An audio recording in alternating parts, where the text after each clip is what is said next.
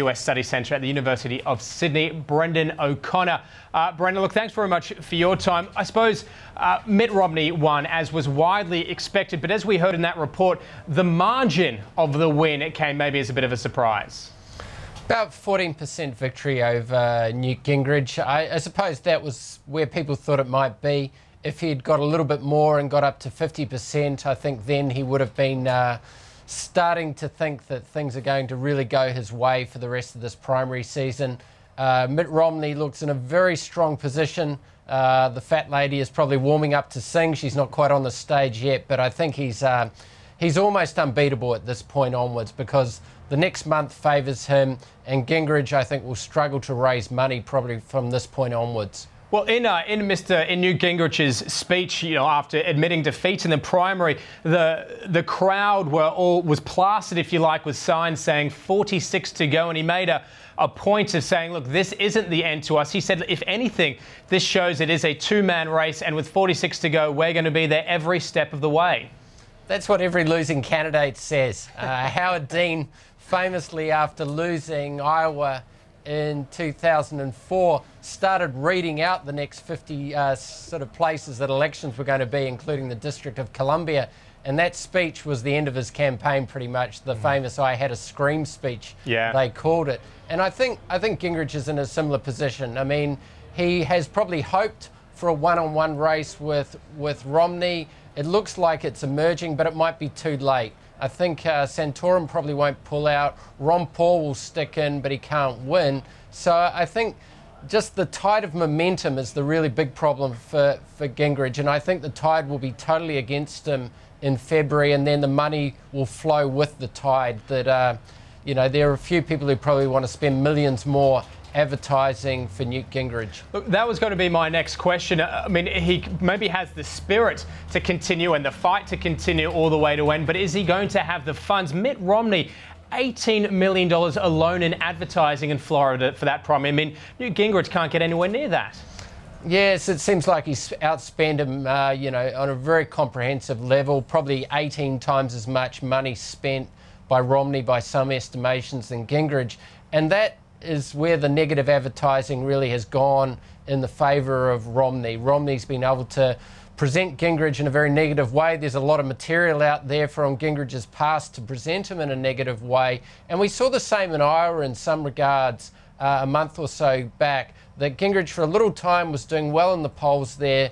Then an avalanche of advertising comes out. People remember the old Newt Gingrich and all the skeletons in the closet. And Gingrich, unless he can perform really well in debates, that was his key in South Carolina, he doesn't have the resources to fight back in many regards. I want to get your thoughts on the debate that we did see in Florida. I was watching it, and the thing that was most apparent and obviously was most reported on afterwards was Mitt Romney toughened up. He went after Newt Gingrich, who had been a little bit of a debate bully prior. Yes, Gingrich had two excellent debates in South Carolina, particularly the second debate where the interviewer, John King, started off by making these allegations that Gingrich's second wife had made about him wanting an open marriage. Gingrich just jumped on the moderator, said it was a disgrace to open a debate with such a personal question, and it really made him look like a politician with a lot of fire in the belly, where Romney was very passive. This whole notion of Romney as a hollow man looked pretty, fair at this point. Romney, with his political career possibly on the line in Florida, suddenly found a bit more energy, came forward with a much better performance, and Gingrich struggled to keep up the anger and enthusiasm, and people said, well, what's happening with Newt Gingrich? Is he's getting on to his late 60s, his age finally starting to tell. Is he erratic? We can have one great performance and then seemingly unable to get up for a debate just a week later after he'd won a pretty impressive result in South Carolina. I thought one of the key sort of aspects of the debate as well was Mitt Romney, and you saw it through the blackout of advertising that he put in Florida, was the consulting that Newt Gingrich did for both Fannie Mae and Freddie Mac, and obviously the millions that he drew from that in the fallout, if you like, from the mortgage issues over in the US. Is that something that you expect Mitt Romney to continue to go on the attack about? Yeah, I mean, Gingrich Consulting, the firm, looks like it was basically just guns for hire, or Newt Gingrich to hire at any price on any issue. Gingrich just is all over the map in terms of what he's said quite often and what he's done. You could say that's quite clear on his personal life, but his political life seems to run in that direction as well. He'll say one thing, but there's something on the record that goes in the opposite direction, and you can relate this to global warming, or you can relate it to some of these banking issues that occurred in the United States, obviously with the financial crisis in 2008. So finding things to call Newt Gingrich a hypocrite on isn't very hard. There's a lot of material there, and Romney has been able to use that material pretty effectively, and that's put some of the recent attacks on Romney as a low taxpayer, as someone who had this fairly mercenary venture capital firm, Bain, operating in America. That's swept those arguments a little bit aside and put the focus back on Newt Gingrich. Brendon, talk me through Newt Gingrich's plans for the moon. This one, I have to admit, came out of left centre a little bit, for left field for me a little bit. He wants to colonise it and stick a flag, an American flag in it. It was a little bit strange, but the comeback from Romney saying if an executive came to him with plans to colonise the moon, he'd say, "You're fired." Yeah, Romney likes firing people.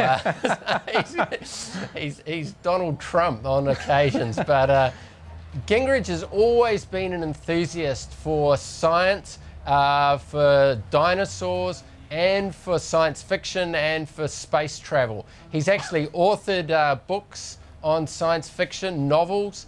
He's written quite extensively about his interest in the stars and in space travel.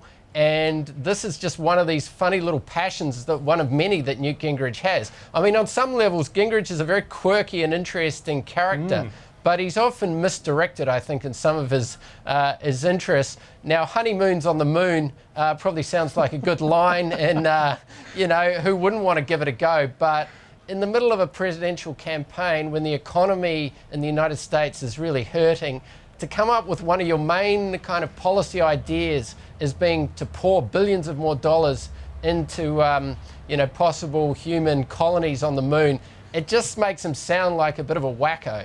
And, you know, it was very poorly timed. Although I think in some ways it's a great idea, but it's the timing of it was probably quite ridiculous. Yeah, I think, as you say, it raised a few eyebrows. I wanted to get your thoughts. Where to from here? I mean, I've already heard people talking about Arizona and what's going to happen there, and the fact that it might be a little bit more like South Carolina. It's got a little bit more of, I suppose, a Tea Party strength to it. I mean, is that something that Newt Gingrich at least can take some sort of heart out of? On Saturday in the US, there's a caucus in Nevada.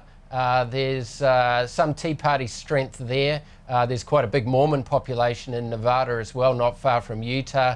At the end of the month, there'll be two important primaries. One in Arizona, as you mentioned, where there is, you know, there is quite a kind of radical conservative element to the Arizona Republican Party. These are the people who've been into ID checks, wanting to reduce illegal immigration to Arizona. But there's also a primary on that same day in Michigan. That's where Mitt Romney's family is from. His father was a former governor of Michigan.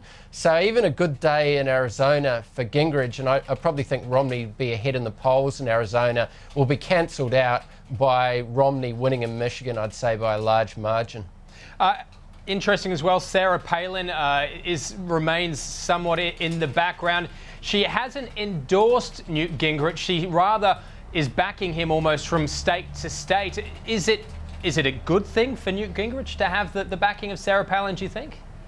Well, he wants to be seen as the rebel, as the outsider, as the person who the establishment is going to pour scorn on, and they have in recent days. Former presidential nominee Bob Dole, who ran against Clinton in '96, was putting out any bad news about Newt Gingrich he could in recent days. He was asked you know, what he thought of Gingrich, and he said he was campaigning with Gingrich one time, and Gingrich said to him, "Why do people take an instant dislike to me, Bob?" And Bob Dole said, "Well, it saves time."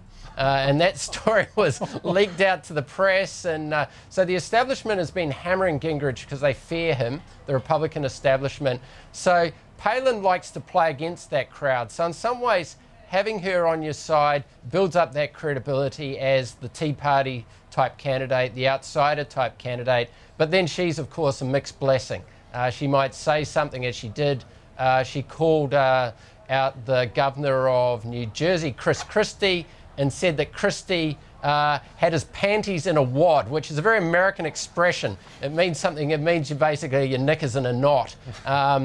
And that got a huge amount of press. It was seen as very distracting, and Gingrich probably didn't want that kind of support at all. So Palin has a special way with words, and I think Gingrich would want some distance between the two of them. And I want to get finally your perspective in terms of what the White House will be making of all this. Now, it seems that many think that they'd fear a Romney, I suppose, Republican candidate, but would they take some heart or confidence out of that the longer this drags on and the more negative it is, it somehow does their job for them? I don't exactly think so. I think in 2008 there was a really bitter campaign that went on between Hillary Clinton and Barack Obama. A lot of fairly harsh things were said by both of them, both campaigns doing some nasty work behind the scenes, digging up dirt. And that was good for Barack Obama. It toughened him up as a candidate. It got issues like the Reverend Wright issue, his preacher issue, out on the table, and he had to address it and put it behind him to some extent. And I think Gingrich's challenge to Romney probably is doing this. It's making Romney, who's a bit of a plastic candidate, often at the best of times, it's probably making him much better on the stump, much more able to fully address questions rather than say, well, I'll release my taxes after the election kind of thing. He's had to put that type of thing on the table. And so in some ways it probably strengthens Romney, who needs to be strengthened because he really has had a pretty short political career. One term as governor of Massachusetts, and that was a fair while ago. So he's, in some ways, Gingrich is probably doing him a favour as long as this doesn't go on for a long time. All right, Brendon O'Connor, look, do have to leave it there. Appreciate your time. My pleasure.